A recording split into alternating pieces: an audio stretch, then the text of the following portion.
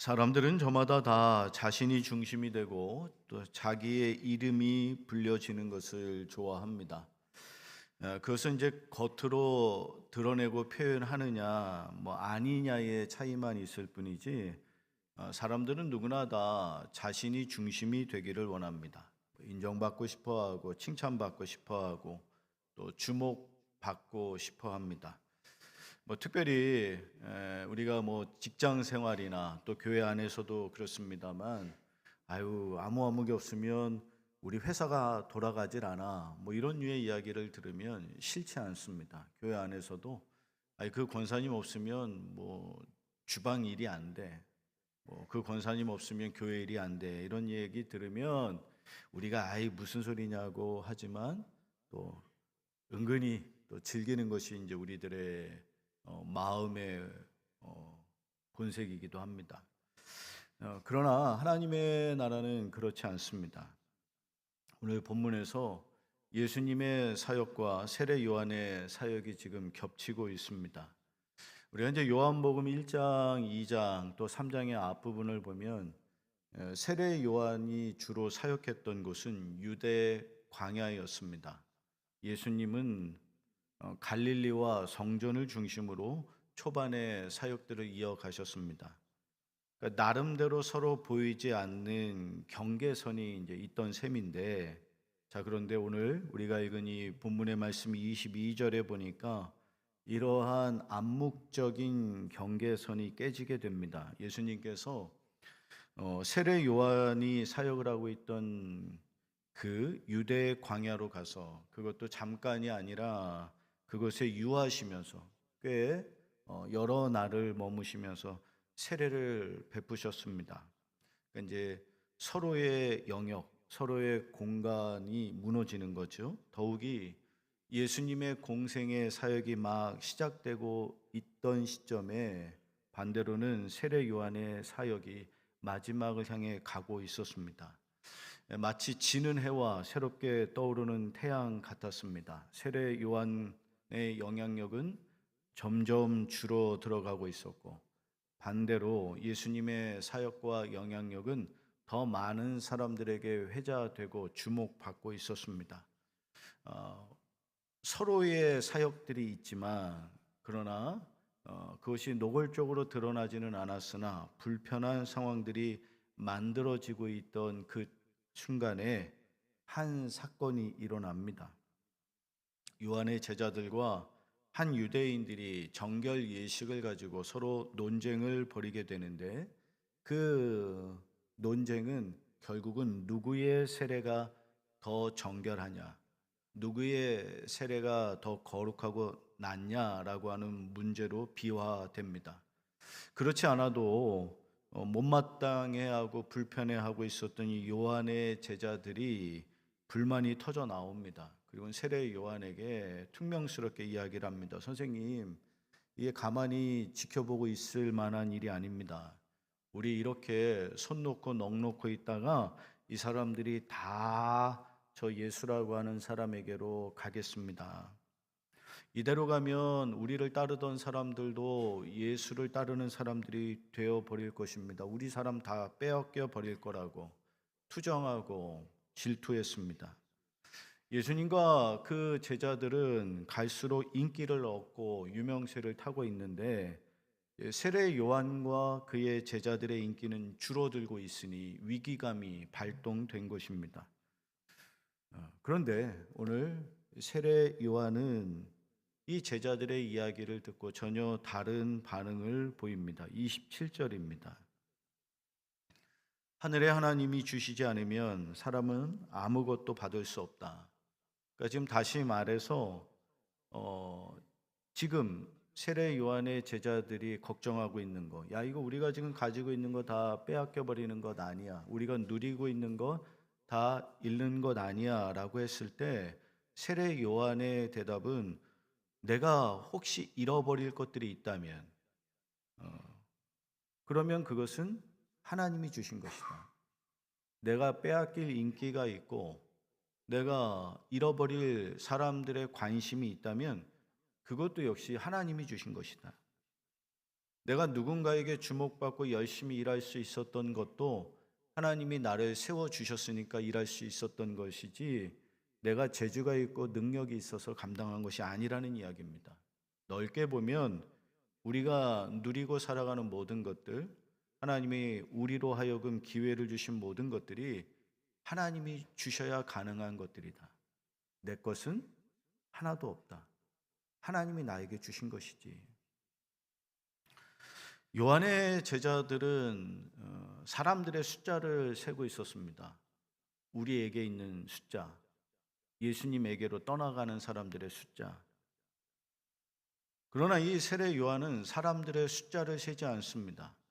지금 자기가 가지고 있는 어떤 인기를 평가하고 측정하지도 않습니다. 대신 이 요한의 마음은 하나님이 나에게 맡겨주신 사명, 내가 그거 잘 감당하고 있는가?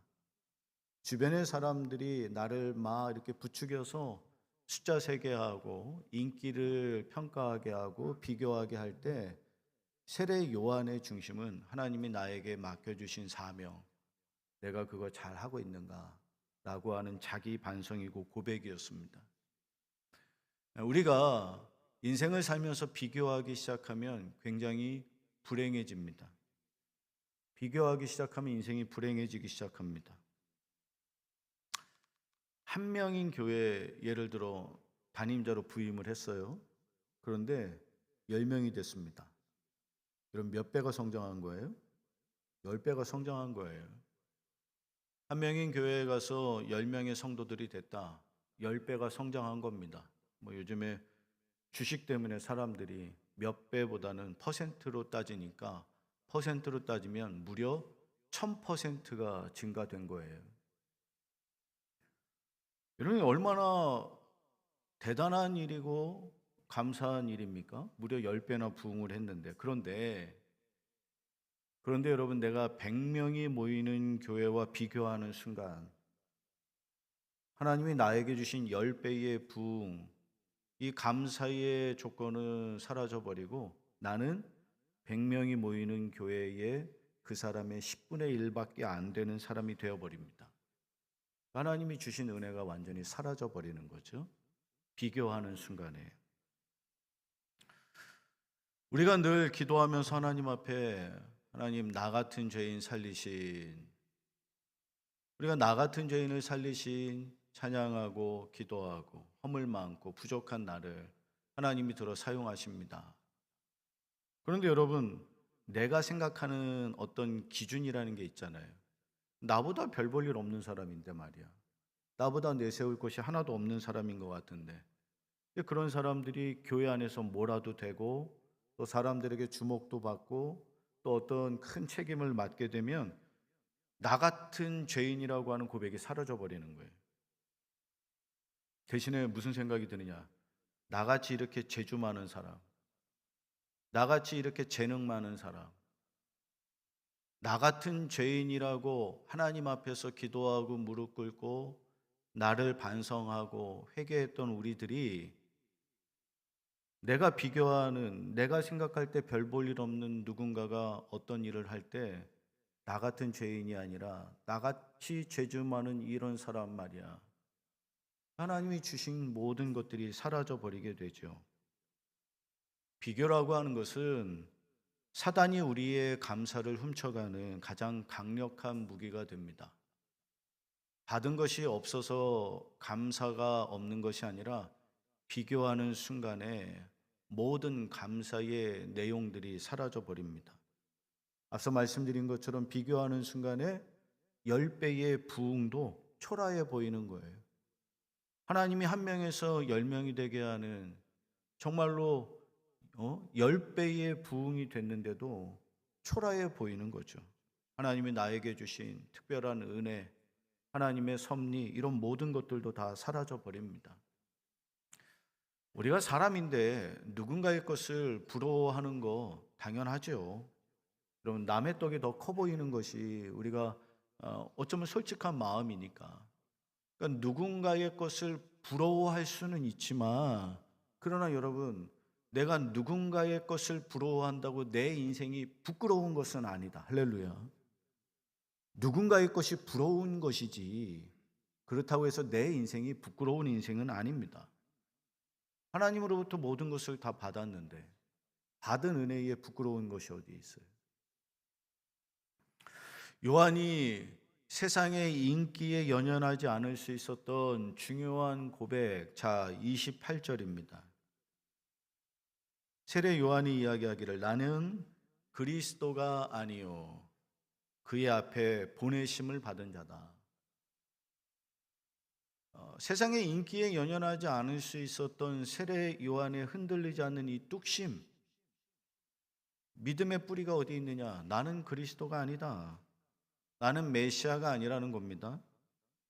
나는 메시아의 일을 준비하는 사람이고 사람들을 그리스도에게로 인도하는 안내자이고 선구자일 뿐이지 나는 길을 내는 사람이고 길을 닦고 길을 준비하는 사람이지 내가 그리스도가 아니다.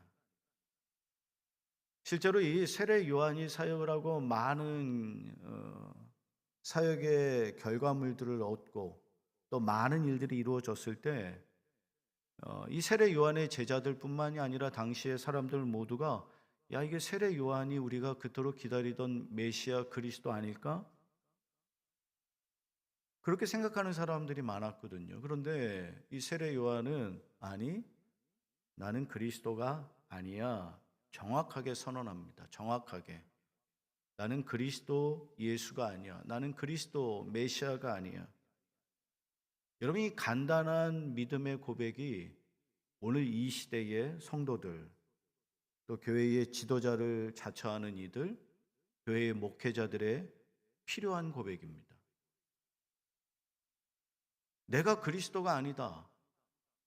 여러분 당연한 고백이고 당연한 선언인데 우리는 그렇게 하지 않아요. 어물쩡 하나님의 영광도 내 것으로 둔갑시키고 하나님이 받으셔야 될 찬양과 예배도 은근히 내 노력과 내 수고의 결과물들로 바꿔버리죠. 우물쭈물. 근데 우리는 내가 그리스도가 아니란 말이에요. 우리는 세상의 사람들로 하여금 그리스도에게로 가도록 그 통로가 되는 사람들이고 쓰임을 받는 사람들이지. 내가 아무리 많은 일을 했어도 또 내가 교회를 향해서 헌신했어도 여러분 나는 그리스도가 아닙니다. 내가 교회 안에 많은 믿음의 흔적들, 어떤 유산의 흔적들, 발자취를 남겨놓았어도 여러분 나는 그리스도가 아닙니다. 내가 주님을 위해서 일한 일꾼이지요. 계속해서 이 세례 요한이 29절에서 신부를 얻는 신랑에 대해서 이야기를 합니다. 신랑이라고 하는 것은 예수님이고 이 결혼식의 주인공은 누구냐? 신랑이다.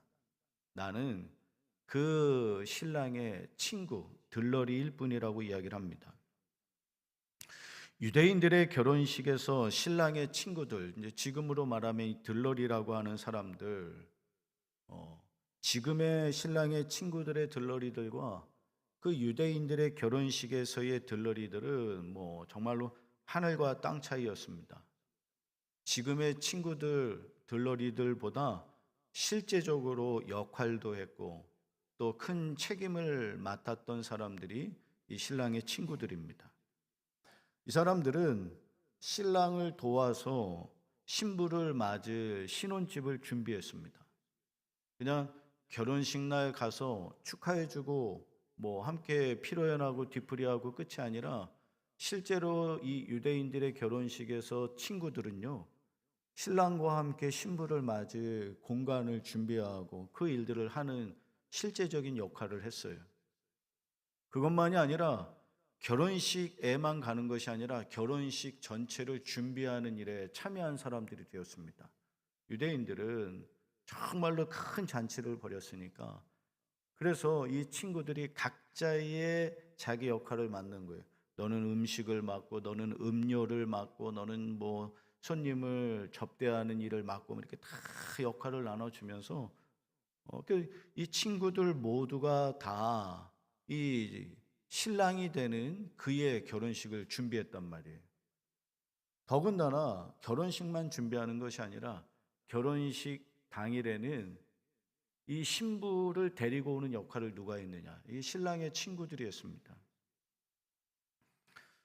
그러니까 이렇게 내 일처럼 참여하고 준비하고 함께 했으니까 막 신랑이 기뻐하는 모습을 보면서 자기 자신도 대리 만족을 느끼는 거죠.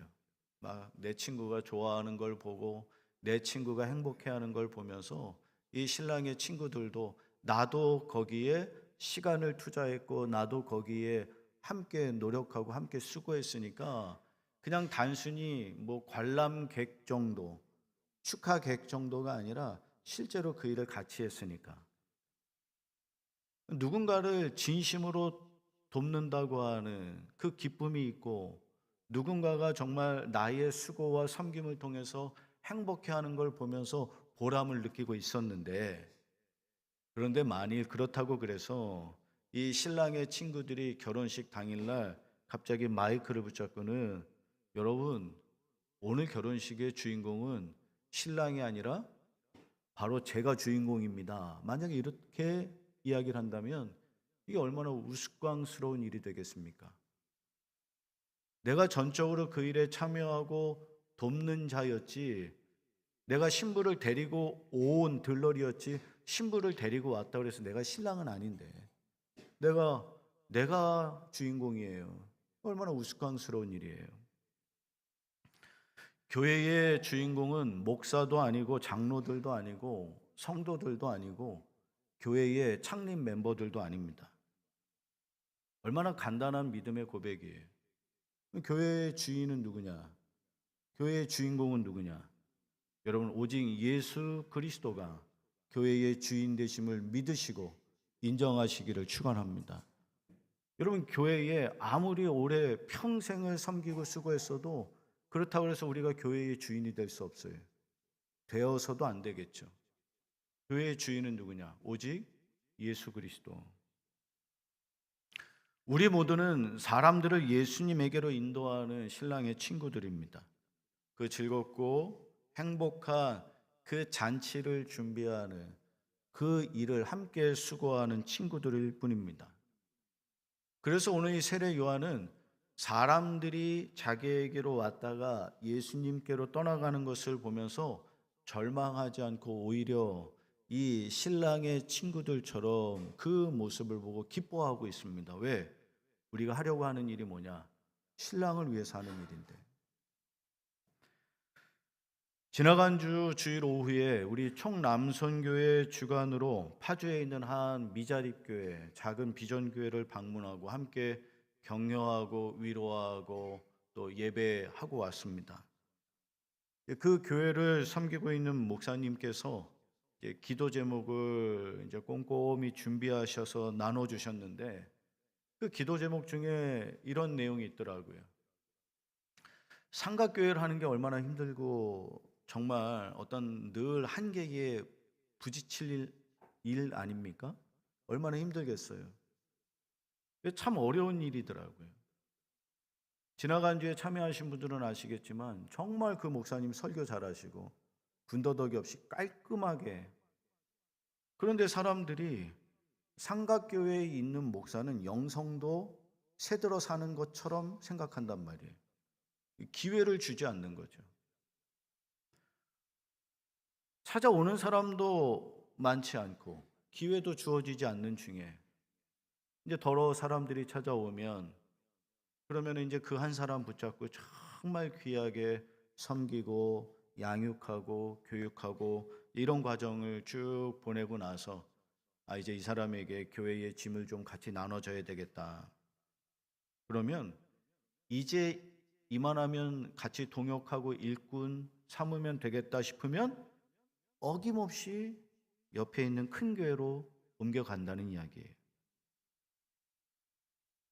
어김없이. 그럴 때마다 굉장히 이제 마음의 상처도 많이 받고 낙심도 되고. 그런데 그 목사님이 그런 얘기를 하시더라고요. 이제 그런 일들이 계속 반복이 되어 가니까 뭐 지방의 연합성이든지 아니면 지역 내의 어떤 일들을 통해서 그 교회 안에서 이렇게 만나서 그들이 교회를 충성스럽게 잘 섬기는 모습들을 보면서 아, 그래. 내가 내 나름의 방법으로 이것이 사역하는 것이고 내가 한국 교회를 지탱하는 일이다. 이렇게 생각하게 되었다라는 거예요. 그러면서 이 목사님은 나의 제자를 만드는 것이 아니라 예수님 제자 되면 되는 거지. 인간적으로는 내 성도가 되기를 바라지만 나와 함께하는 사람이 되기를 바라지만 그러나 그가 예수의 품을 떠나지 않고 예수의 사람이 되면 나도 그것으로 사역을 감당하는 거다. 세례 요한이 사람들이 자신에게서 떠나서 예수님에게로 가는 것을 보면서 기쁘다고 했던 말입니다. 자신에게 주어진 그 사명을 감당하고 나는 내 뒤에 오시는 이의 신발끈을 풀을 조차도 정말로 그분에 비하면 난 아무것도 아니다. 나는 앞서 그의 오실 길을 예비하는 사람이다. 그런데 내가 예비하고 준비했던 그분이 오셨으니 나는 행복하고 쓰임받아서 감사하다라는 것입니다. 길가에 수많은 안내 표지판들이 있습니다. 여러분, 표지판의 목적 하나입니다. 자기를 보게 하는 것이 아니라 목적지를 보게 하는 것입니다. 만약에 표지판이 나 좀 주목해달라고, 나 좀 바라봐달라고 그래서 예수님에게로 가는 길입니다 라고 하는 이 이정표가 사람들에게 예수님에게로 가는 길을 안내하는 것이 아니라 이 표지판 자체가 내가 주목받고 싶어서 도로 한가운데 떡하니 서서 나 좀 바라봐줘, 나 좀 봐줘. 만약에 이렇게 한다면 여러분, 그 순간부터는 더 이상 이것은 표지판이 아니라 장애물이 되는 거예요. 예수님에게로 가는 길을 보여주고 안내해야 될 이정표가 되고 표지판이 돼야 될 우리들이 그 역할을 망각하고 나를 바라봐, 나를 주목해달라고 하는 순간 우리의 신앙생활이라고 하는 것은 하나님의 영광을 드러내는 통로가 아니라 예수님에게로 가는 길을 가로막고 있는 장애물이 되는 것입니다. 사람들을 나에게 묶어두는 일, 그것이 우리가 할 일이 아니라 예수님에게로 인도하는 것입니다. 그것이 건강한 교회의 사역이고 목회입니다. 사람 따라 신앙생활하는 것이 아니라 여러분, 예수 믿고 예수 바라보며 신앙생활하는 거예요. 목사 따라 신앙생활하는 것이 아니라 오늘 함께 예배한 우리 성도 여러분, 예수님 따라 신앙생활하는 우리 성도들 되기를 축원합니다. 목사 따라 신앙생활하는 게 아니에요. 목사 따라 신앙생활하는 게 아니라 예수 따라 신앙생활하는 거다.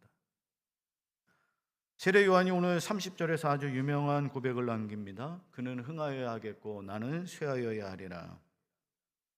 우리 주님은 더 크고 높아져야 하겠고 나는 더 낮아져야 되겠다. 이제 주님의 시대가 시작이 되었고 나에게 맡겨진 일은 끝났다라고 하는 자기 고백입니다. 여기 30절에서 사도 요한이 말하고 있는 그는 흥하고 나는 쇠하여야 하리라. 이 쇠하다라고 하는 헬라어는 엘라토라고 하는 단어인데 내가 자발적으로 낮아진다라고는 의미를 가지고 있어요. 누군가에게 의해서 억지로 억압당하고 눌려서 낮아지는 것이 아니라 내가 스스로 낮아지는 것입니다. 세례 요한이 힘이 없어서 밀려난 것이 아니라 예수님이 더 높임을 받기 위해서 내가 자발적으로 예수의 발 아래로 내려가겠습니다 라고 하는 고백이었습니다. 내 자리를 지키는 것보다 예수님이 드러나는 것이 더 중요하니까요. 예수님께서 마태복음 11장 11절에서 내가 진실로 너희에게 말하노니 여자가 낳은 자 중에, 다시 말하면 이 세상에 태어난 사람들 중에 세례 요한보다 더 큰 사람이, 더 위대한 사람이 없다라고 평가하고 말씀하셨습니다. 그러니까 예수님께서 역사상 가장 위대한 인물로 누구를 꼽았느냐? 세례 요한을 꼽았어요. 우리가 성경에 많은 위대한 인물들을 알잖아요. 신앙의 인물들. 일단은 기본적으로 다윗이 있을 거고요. 또 사사시대와 선지자 시대를 연결했던 사무엘이 있을 것이고, 또 위대한 대선지자 이사야, 예레미야, 세상의 모든 사람들이 악을 따라 살 때에도 그러나 나는 오직 하나님의 사람으로 살겠습니다 선언하고 다짐했던 노아도 있을 것이고, 그런데 우리 예수님께서 그 모든 사람들을 다 건너뛰고 칭찬하시고 인정하신 사람이 누구냐? 그 사람이 세례 요한이에요. 이 세상에 세례 요한보다 위대한 사람은 없었다. 그런데 여러분, 예수님이 인정하신 그 세례 요한이 예수님이 등장하시자 예수님에게 모든 것을 다 양보하고 예수님에게 모든 것을 다 양도했습니다. 왜? 나는 주님을 드러내는 통로이지 내가 예수와 그리스도는 아니니까. 성경에 자신의 때를 알고 물러난 사람이 있습니다. 많은 사람들이 있지만 그 중에 대표적인 한 사람을 생각해 보면 모세입니다. 하나님께서 이스라엘 백성들을 40년 동안 광야에서 인도하시고 이제 이 산만 넘어가면, 저 골짜기만 넘어가면 그토록 꿈에 그리던 축복의 땅 가나안이 시작이 되는데, 하나님께서 느보산에 모세를 데리고 올라가셔서 보여주셔요. 너 봐라, 저기가 너희들이 그토록 꿈에 그리던, 너희들이 매일매일 전진하며 달려온 약속의 땅이다. 근데 하나님이 느보산에서 보여주시고 모세에게, 그러나 너는 여기까지, 너는 여기까지. 모세가 묵묵히 그 하나님의 계획과 하나님의 말씀을 받아들이고 물러납니다. 가고 싶은 마음이 왜 없겠어요? 더군다나 봤는데 나도 하루라도 가서 그곳에서 살고 싶은 마음이 왜 없겠습니까? 그러나 하나님께서 너는 여기까지야. 너의 시대는, 너의 역할은, 내가 새로운 일들, 새로운 시대를 준비하고 있어. 하나님 나라에서는 끝까지 붙잡는 것만이 충성이 아닙니다. 여러분, 기꺼이 물러나야 될 때 물러나는 것도 충성입니다. 모세가 느보산에서 물러났다고 실패한 지도자였나요? 모세가 느보산에서 물러났다고 해서 그가 실패한 믿음의 사람이었느냐? 결코 그렇지 않습니다. 또 다른 모양으로 사명을 완수한 것입니다. 세례 요한이 예수님에게 자신의 모든 것을 다 인계하고 그리고 나서 자신이 물러난 것이 실패냐? 결코 그렇지 않습니다.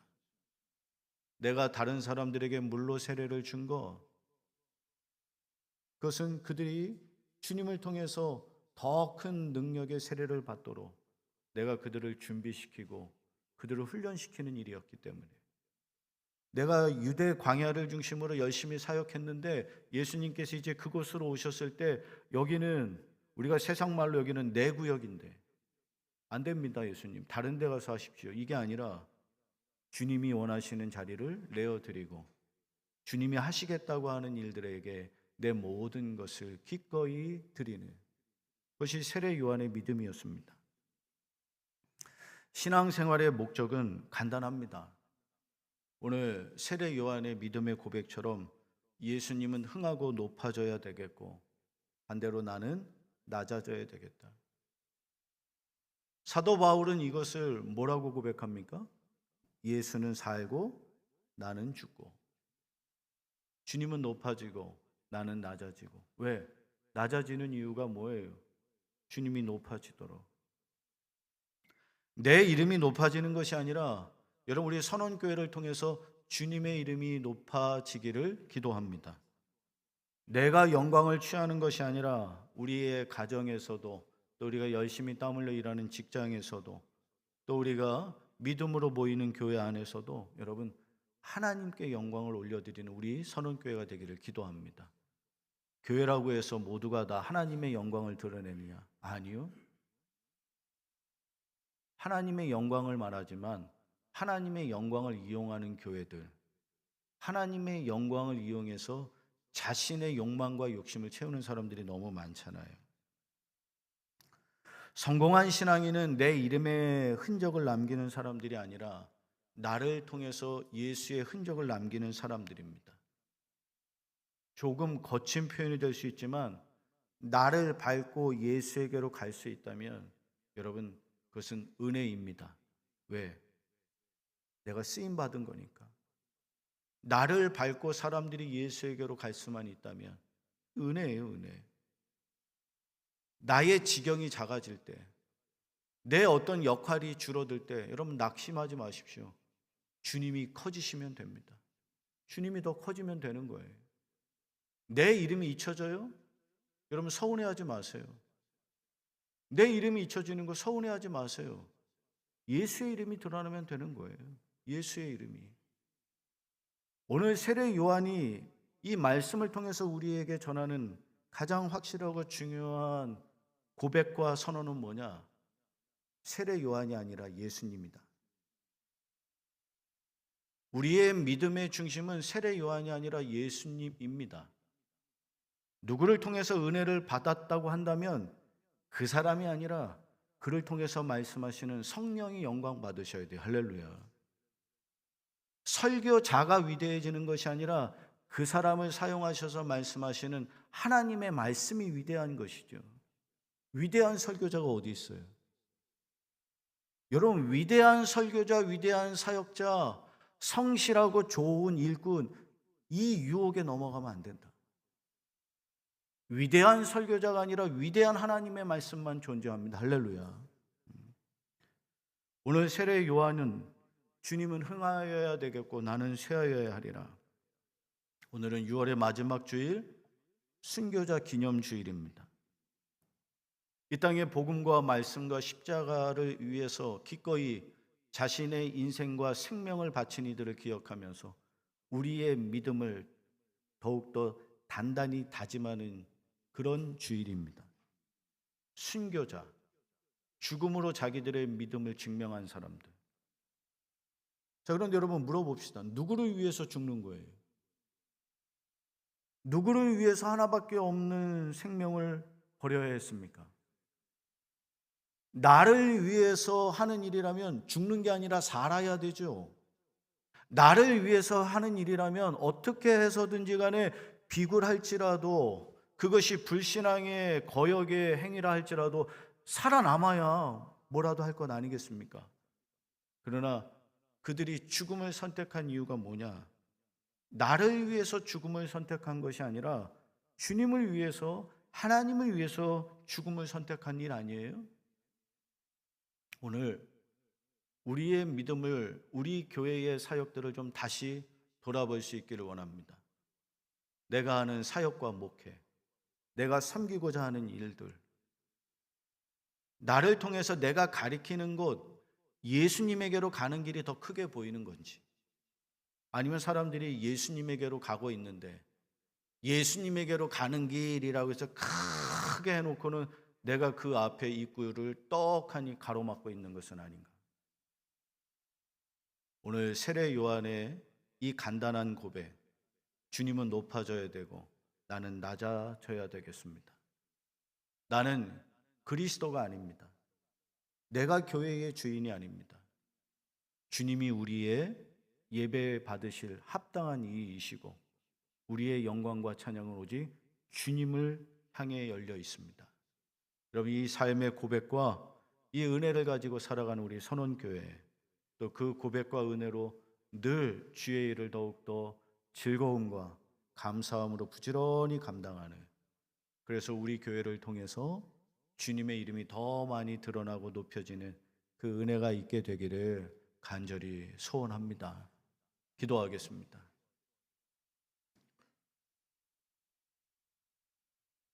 우리가 하는 수고, 우리가 하는 기도, 우리가 하는 예배가 하나님을 위한 일이 될 수 있기를 원합니다.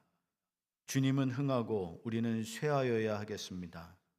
주님은 높아지고 우리는 낮아져야 되겠습니다. 우리는 결코 그리스도가 아닙니다. 우리가 우물쭈물 하나님의 영광, 하나님이 하신 일마저도 나의 노력의 수고로 둔갑시키지 않게 하옵소서. 오직 우리를 통해서 세상 가운데 하나님의 살아계심만이 보여지고 세상의 많은 사람들이 예수님께로 가는 길, 방황하지 않게 하옵소서. 예수님의 이름으로 간절히 기도합니다. 아멘. 다 같이